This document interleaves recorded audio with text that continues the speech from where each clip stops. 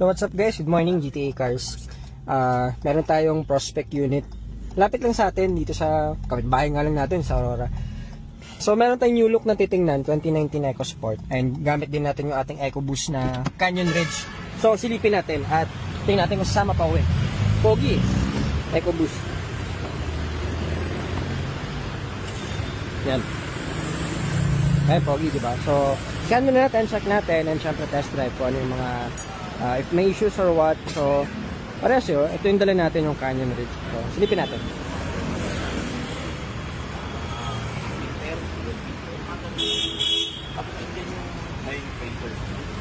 Hello sir. Hi, hello. Hello, good morning po. Hello po, Sir Ivan. Good morning po. So wala na rin kami parking kasi airpod po gumagamit ito kasi airpod po. Okay. Ayan yung last. Hindi na nagagamit sir. Check natin yung hood. Excuse lang po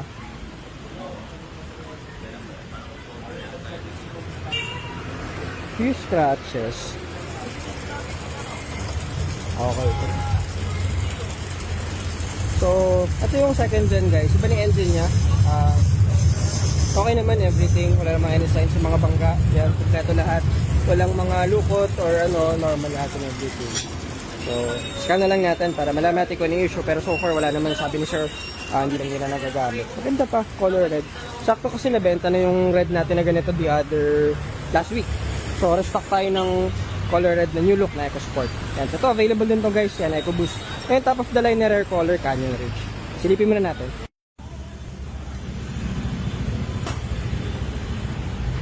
Okay, so, ayun guys, done deal. Meron tayong newly acquired na 2019 Ford EcoSport na second gen automatic transmission. Candy red din guys. Ito yung kakabenta lang natin nakaraan. So, restock na ulit tayo.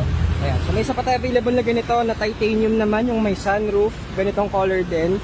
2019 model. So, may options kayo kung gusto nyo ng EcoSport. Kasi marami nag-inquire nakaraan kaso nasold na yung trend natin. So, restock tayo nitong candy red.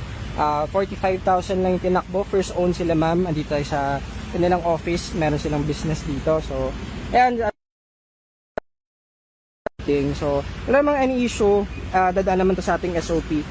May mga few scratches. So, papasama na rin natin yan.